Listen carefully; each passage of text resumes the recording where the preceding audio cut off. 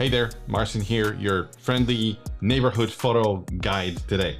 In this video, we're going to dive into one of the most crucial topics for any photographer, how to handle your files and back everything up so nothing ever goes missing. We'll cover the best practices for organizing your photos, choosing reliable storage solutions, and making sure your work is always safe. And of course, there's a handy PDF in the description below that you can download so that you can just follow along without worrying about taking notes. Let's jump in and make sure your files are rock solid.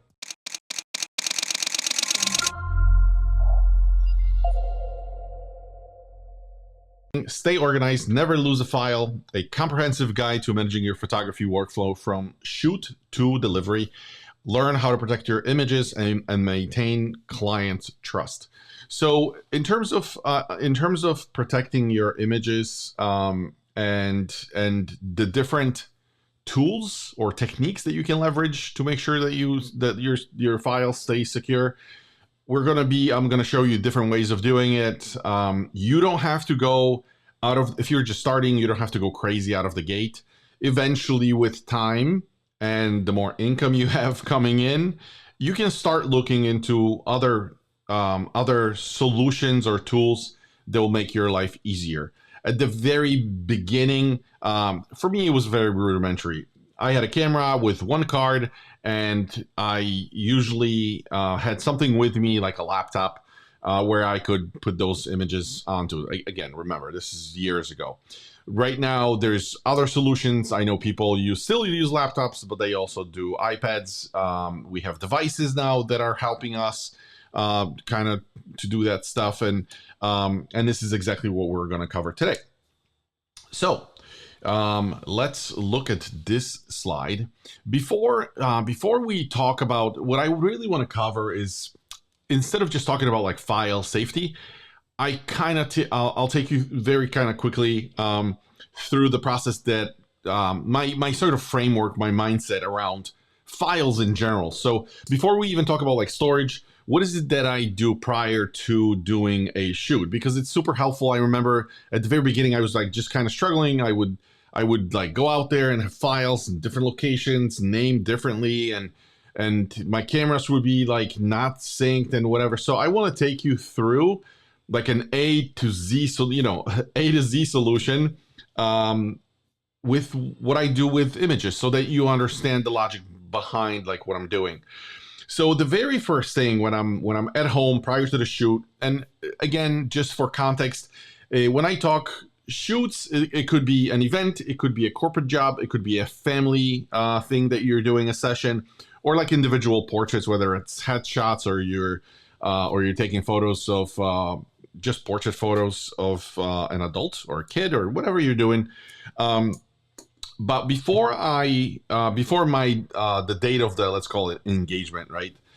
Very often you guys hear me saying events. What you have to do is basically sync your cameras. This is something I've learned from a photographer of mine, very successful guy. He actually taught me a lot about file organization and naming. We're gonna actually dedicate another episode for me to kind of show you the file structure and how to reference this, how to like back this up. Today is very simple, very high level. So you'll see the difference between two episodes later. But for today, we're just starting with, it's the day before the engagement or the event. And the first thing that's on my mind always when I pull cameras out of my bag, it's the camera syncing, and I'm basically, what I'm after is making sure that the time on both cameras, and if I have three cameras, sometimes I have a second shooter. They may be coming in with their own equipment. So in terms of just my equipment, I would normally take the cameras. There's two ways of doing it. So you have two cameras, you got to make sure the clock on those cameras is the same. So basically you can do it manually. You can go to each camera side by side, and you can just set your time to be the same. This is when you have the backup camera or the second camera. I always shoot with Joanna is at 98% of the weddings. If there is a second shooter, I also ask them manually to sync it with me, like in the morning when we get together. Sometimes we just do it like on FaceTime. We would just FaceTime each other, like, okay, let's set it to this time and this second. It has to be more or less, like, preferably, you don't want this thing to be off by like minutes. If it's off by just a few seconds, that's not a big deal. But you got to make sure you're close. Cameras over time, when you don't shoot for a while, the clocks get sort of out of sync. Nothing major, but if it's like 5 minutes off, it becomes problematic later on during the day. So you have to make sure that the clocks are the same, and then I ask my second shooter to do the same.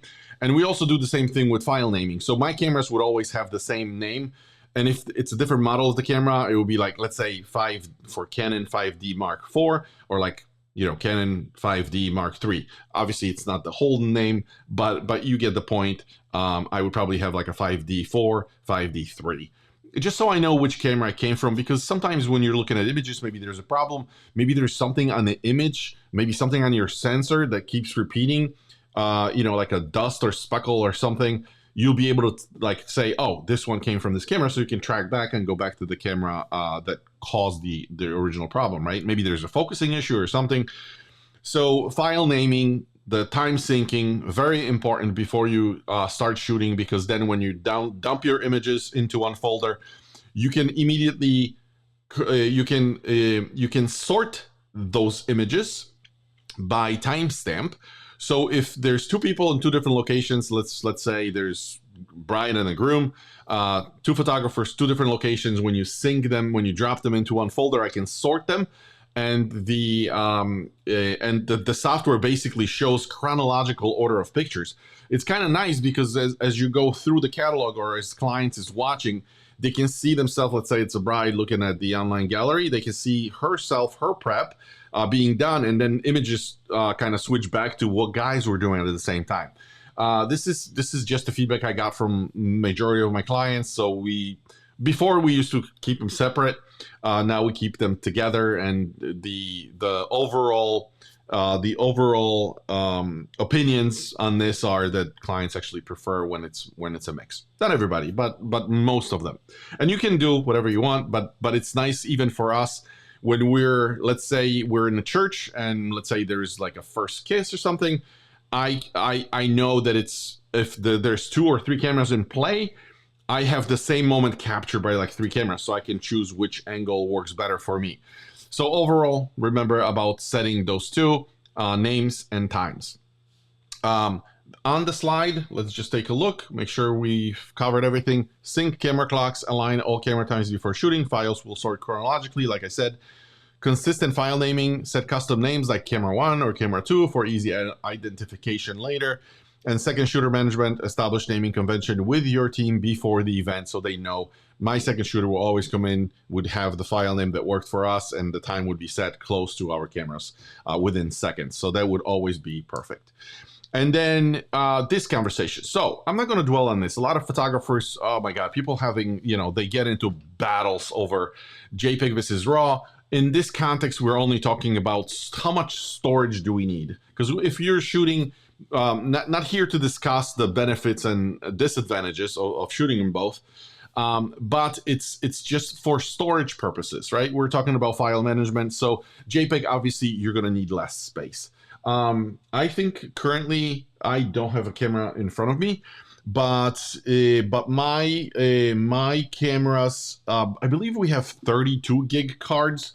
Trying to see if I have it here. I don't have that information, but I believe we're on 32 gig cards. If I shoot JPEG, I can shoot everything onto one card. Not everybody likes that. There are photographers that are saying, "Hey, don't put all your eggs in a single basket." I agree with that, but also we're shooting with 5D Mark IV.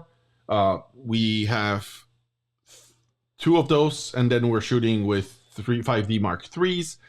Both of these cameras have dual camera slots, right? So I don't use a single card, I use 2 cards. So automatically you can see that it's like when I'm shooting to 2 cards, there's always a backup of the original file, like in camera before I even start downloading it anywhere. So for JPEG, it would take less space. For RAW, it would take more space. Now, what's my position on the JPEG versus RAW? I don't really think I have to get into this conversation. It's really it's really what is it that you're trying to optimize for. I honestly, all the events that we have shot, all the corporate gigs, all family stuff, or all portraits, it was all JPEG. This is how I've always been doing this. The only situation where I would shoot raw would be if it's a product photography, and then I have to make sure that the colors are in sync, everything is perfect, everything is as close as possible. If I This is just personal opinion, but I think that if I miss some sort of a shot here and there, usually on a typical day we shoot at around 3,000-4,000 photos. If I miss a shot or something is overexposed, I tend to check my camera all the time. So it's like every couple of shots, I look and I double check. And if it's off, it's like I just correct it and I shoot again. So there are people that would say no, every picture you can't take this risk. It's really you optimize for your style, your philosophy on shooting. I know that we can't possibly cover 100% of what's going on. We know we're going to miss some things. The most important things are obviously there. That's why we have 2 or 3 cameras present. But even at the very beginning, when I was shooting with a single camera, I mean, I would overshoot anyway. I did not find myself very often in a situation like, I wish I had that shot. Not that it didn't happen, it did happen, but the raw gives you more of a guarantee that when the time comes to correct, it's so much easier to connect raw and not so easy to correct JPEG.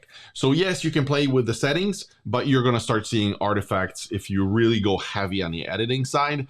So it's not a question. You can do things to JPEG that you can do with RAW. For me personally, my choice was always when I do product and I need to be color correct on whatever product I was photographing, I would tend to go with RAW, and the rest of my photography, which is probably, I want to say 85%, would be JPEG. Just a couple benefits. Again, JPEG benefits: saves storage space, smaller file size, faster processing as far as like camera storing. Not really a problem with cameras these days. I mean, they don't kind of choke up on the larger files. And ready to share, because you could just take a JPEG and just immediately share it. This is RAW, probably needs to be processed in most cases. RAW advantages: maximum flexibility. You can do all kind of stuff to the file post, so you can save your butt just by shooting RAW. But you're going to pay more for space, and space these days not a problem. So both external hard drives, computer space, cloud storage allows you to do that. It's just, if over time, when you're, let's say, doing 25 weddings a year and 10 corporate gigs and maybe 25 family photos, and like, it adds up over time. So you have to kind of consider that, the fact that you may be investing into some sort of an external storage or buy more hard drives or with RAW, and in the end, it's your decision. And then same day edit tip: transfer photos to laptop during events creates an early backup. So this is sort of like we've talked about setting the file names and syncing the cameras, and then you decide what do you set your format to, whether it's a JPEG and RAW. And it's like the first moment when I start to sync up files, I would do it for the same day edit. This is another episode that would need to be dedicated to the same day edit. But basically, I pull images from my cards, from both cameras onto a laptop, which then I just select probably 30 to 40 images, and I do an on day off, on the spot, quick edit. It's nothing fancy, but it's a slideshow that people get to see, and we'll talk about it later, probably as part of like marketing and getting the word out. But that's really what happens. On location, before we even leave, I have a copy of those images. What else? So that's when it happens for the first time. I actually pull the cameras. Some people I know do it the wireless way. I always use cables, and I have the card readers with me connected to my laptop. I pull out the cards and then just take a copy of it. The next topic here is backup on location. So So I do it because I do the same day edit. I do it onto my laptop, but there's different ways of like dual storage on location. When I say dual storage on location, it's like when you're there in person, whatever the shoot happens to be. It's like, what can you do to protect yourself and make sure that you have a backup of your work? So the very the framework around it is like, the way I think about it is like complete protection, which is no card leaves as the only copy. And I think I mentioned that story in one of the previous episodes, but it was basically a friend of mine. We were on location shooting, and he was the primary photographer. And luckily, he had the dual slot. So, but he wouldn't. There was really no way for him to like. He didn't have a process to manage and like back up his cards, and he pulled one of the cards out of the camera, put it in his pocket, and as he was pulling out his keys or another card, that card fell out, and it was literally like 20 seconds later. He's looking for the card, and we're in the parking lot, and he looks back, and the card is on the pavement. And the second he's like, the second he said, "Oh, it's right there," the car tire went over the card, and that was it. That was the end of that card. So just because he already had the second card in the camera, there was no issue. The files were preserved. Now, when we say the card was done, it wasn't probably done. There's ways to like retrieve it in case it was like an emergency and it was the only card. But if it was the only card, you're on location shooting with a client, like, what do you do? If it's a wedding, you can't just sort of recreate it. It's a big deal. So I always say when you're opting for the camera, having the second camera there or having some sort of a backup is highly, highly recommended. You're going to sleep better at night knowing that like you have multiple backups of your cards. So probably something I'm going to mention in the end too. But no card leaves as the only copy. So like I said, the laptop transfer for me, downloading images during event breaks would be one of the options. So I could just pull it. If I have dual cameras, I'm just running and shooting with two cards. The same day edit, I would, this is like reception time later in the day, I would sit down and download them onto my laptop. But I also know photographers that are not using laptops if they're not doing same day edits, or if they don't want to carry laptops around. There's actually devices that allow you. They're designed for backups. So basically, and they have number of like open slots in the back where you can just slide in the card, and the device would be the only purpose for this device is to back up your images. So it probably, those devices usually come with like a little preview screen or whatever, and a menu. But the second you would enter the card, it would ask you like, would you like to back it up? And it would have an internal storage, internal hard drive inside, nothing fancy.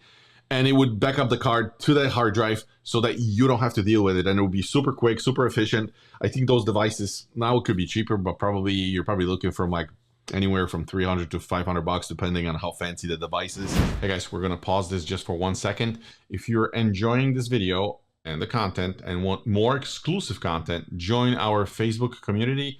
Inside, you'll get access to live sessions where you can actually ask questions in real time. Just scan the QR code on the screen and follow the link. Can't wait to see you there. Back to the devices. And this would allow you to back it up. So the portable storage, use external drives for mobility. Again, when I say external drives, those are the devices. And then dual card slots, like I said, camera writes to two cards simultaneously, so that you're all set. I think that is it for this slide. And then, so this is on location stuff.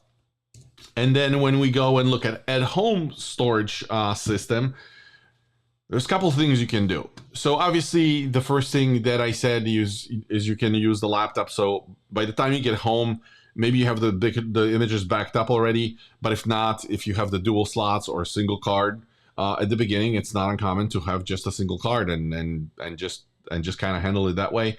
I'm still gonna say, if you can use some sort of an external thing on location, that would be great. Um, and then you get home, and like I get home, and what happens after I get home? So I would transfer, move files to external drive, not internal computer. So it's just part of the workflow later on. I'll talk about my workflow also in another episode. But what I would do is I would take the images and move it onto an external drive. And this actually serves multiple purposes. But when you move it onto the external drive, the next component of this is redundancy, which is drive 1 auto syncs with drive 2. So if I move it to one hard drive, then automatically overnight, I have the software that runs overnight and moves images from hard drive 1 to hard drive 2. So now I have 2 drives that contain the images. So not only they're on one card, second card, one hard drive, and a second hard drive. And this, so now we have pretty much 4 copies of the event, right? So pretty secure. But there is a breaking point. So let's say you have them on the cards, and it's sitting on your desk, and then you have your computer with your drives. What happens in case of fire or somebody breaking in and taking all of it from your desk, right? This is how deep some photographers go. Over time, like I said, you can start investing into drives, but there's other ways of kind of handling this. Cloud backup is one of them. So offsite protection against theft and damage, like I said, fire or theft. But basically, before I still use Carbonite, but there's so many options. I'm using that as an example. I'm not affiliated with them, but for me, Carbonite would basically take a copy of hard drive 1 and 2. I think I pay $130 every year. I have actually upgraded to $160 because the $30 difference is where the difference there is that they take a copy of all the images on the drive, and in case you needed, let's say those 2 hard drives you have at home, let's say they were not stolen or nothing happened to them. Well, nothing happened to them. There's no fire or theft. They still can get damaged, right? Let's say they fell off your desk and both drives are now shot, and you need to process images fast. So the thing with the cloud storage is sometimes when you have gigs and gigs of information in your cloud account, it may take a while for you to like retrieve those images back, right? So if they also have an option for $30 extra from between 130 and 160, where for Carbonite, that is where they can actually send a copy of a hard drive to your house. So if we had like seasons where it would be like packed and super busy, just to have a peace of mind, I would pay the $30 and have them. Had one instance, it was with, I believe, video files. They would take a long time to download, and we had like a fast delivery, and we needed to have them. And with their hard drive delivery, it's literally overnight delivery. So you go onto the website and say, this is the drive that I need. It has all my images, and they would overnight. So you would have the hard drive the next day, which is fantastic for when you need it. Most of you will not need this sort of a sophisticated setup at the beginning. If you have one card and a laptop, I have to tell you that's more than enough. It's just the more redundancy is the key, right? The more places you have images stored, you'll have more peace of mind in a way. And also, I mentioned cloud backup, and cloud backup is not something you can kind of control. It's a company. They basically connect to your computer and extract the files out from that particular drive. But also, there are companies these days where you can have physical offsite. So optional sync to drive at another location. So in this instance, I could have, like, my in-laws live not too far away from me, and there are companies that are allowing you to buy a set of hard drives, 2 hard drives, that you place at your office, the place where you edit your images. And what happens is you basically essentially put images onto your hard drive at home, and the company would take care of copying those images from your drive number 1 to let's say I put a second copy, the second hard drive, at my in-laws house, and it would automatically overnight do the same thing. It's just an off-site, so it's not at your home. It's just moving from one hard drive to the second hard drive at another location. So that's also great, because in case of anything happening to the drive, I can just hop in my car and go and see my in-laws, and extract the hard drive from there, and it would be identical, just a mirror image of the hard drive at home, which would be really good. So that's all optional stuff. Like I said at the very beginning, 2 cards in the camera or card and a laptop would solve a lot of your problems. It's really, you just want to make sure that you have the second copy as soon as possible. A lot of photographers have this routine of like getting back home from the shoot and immediately backing it up, right? Not leaving it on the card, or because you don't want to run a chance of grabbing the camera the next day, forgetting you have images there, maybe formatting by accident. Like, I've heard horror stories. So if you have it as part of your routine, get home, back it up, then I can do whatever. I can live life. But until you have 2 copies, you got to make sure that's in place, obviously. So the next thing here is, let's take a look. Folder structure, file handling. I actually want to do an episode. Not sure if it's going to be next time, but I want to take you through a folder structure, like how I set up my folders so that it's very repetitive. It's part of the workflow. I always know where the images are, in what place.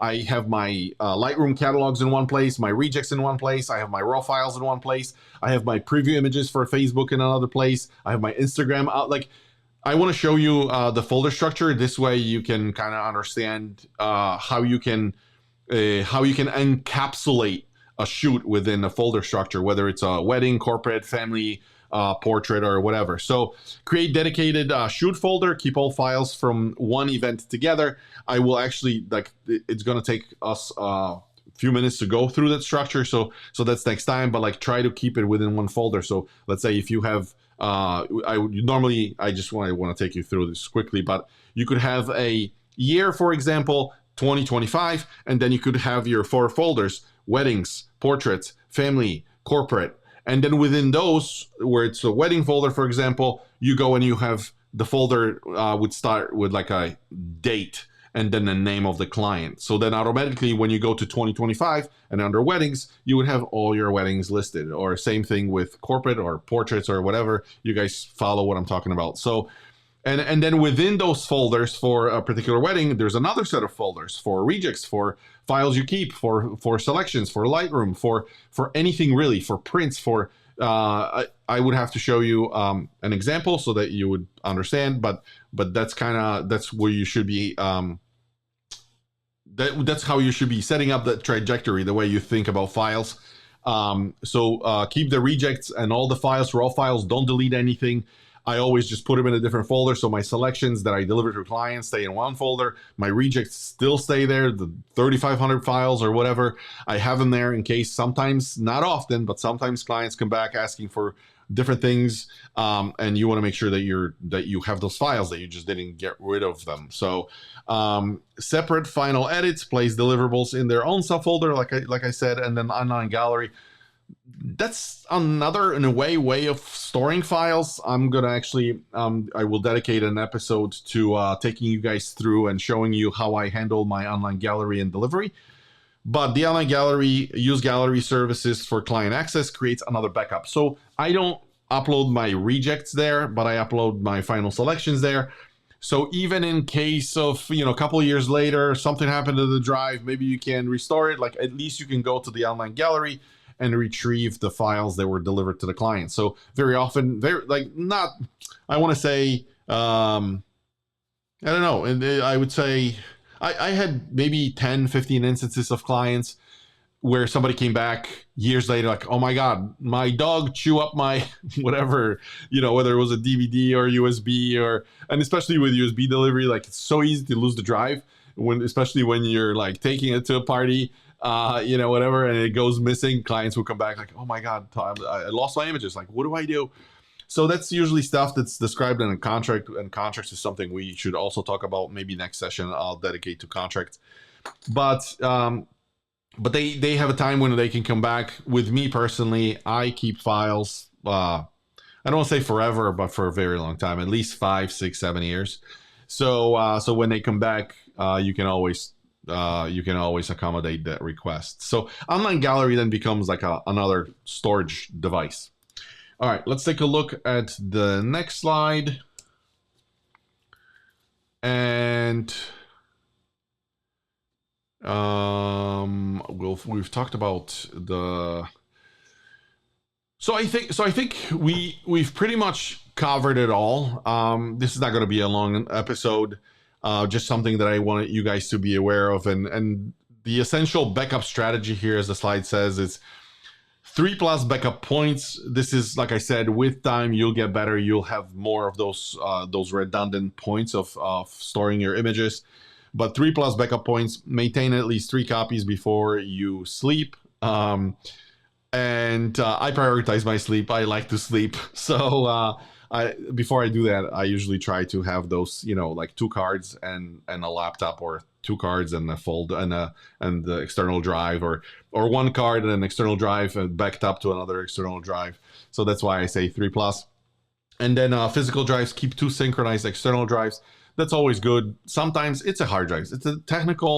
It's a mechanical device. Now we have the solid state drives, but even with we still use regular drives with moving parts inside. So they can break. I've had probably 2 or 3 drives fail, and there was always the second one to back it up. There's actually a way to back it up, because if you create a sync and there's, let's say, some files get corrupted, you don't want those files, or if you by mistake delete a wedding on one drive and you have a sync set up specific way to like create a mirror image. Sometimes maybe you don't want to do that. Sometimes you want to protect yourself and say, with multiple points, you can set it up however you want. Like my cloud storage backs everything up, but my external drives at home, they sync up to the second drive. But if I by accident delete something, like, it only adds to the second drive. It never deletes, right? So if I by mistake delete something from my first drive, it doesn't get, the change does not carry onto the second drive. So I can always go to the second drive and drag it back. So that's what it is. And then Cloud Solution, maintain 1 offside cloud backup. We have so many options. Like I said, I use Carbonite. People use Google Storage now. Some people use Amazon Storage. Some people use Dropbox. There's just so many of them these days. So you just pick one you like, and you can leverage that. It's usually a paid option, but at the beginning, like, it's not there. It's usually priced per storage requirement. So at the beginning, if you have like 1, 2, 3, 5 events, you pay some nominal $9 maybe a month, maybe less. With some cases like Google Drive, I know it's pretty cheap.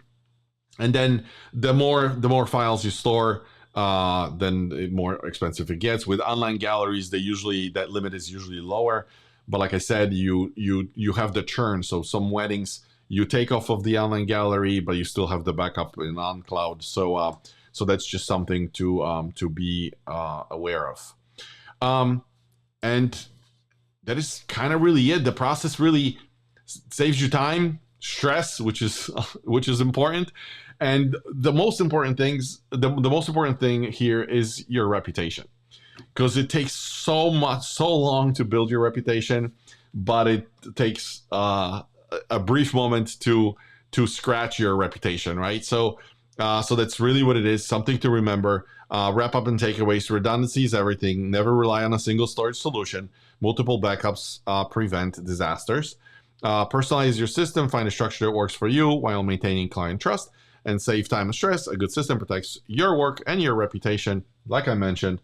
And that is really it in terms of file management. All right, guys, thank you so much for watching. I love sharing this information with you for free. And the best way you can support me is by subscribing to the channel, obviously, or liking the video or leaving a comment below. Your support means the world to me. And if you have enjoyed the content, make sure to check out the next video suggested on the screen. See you there.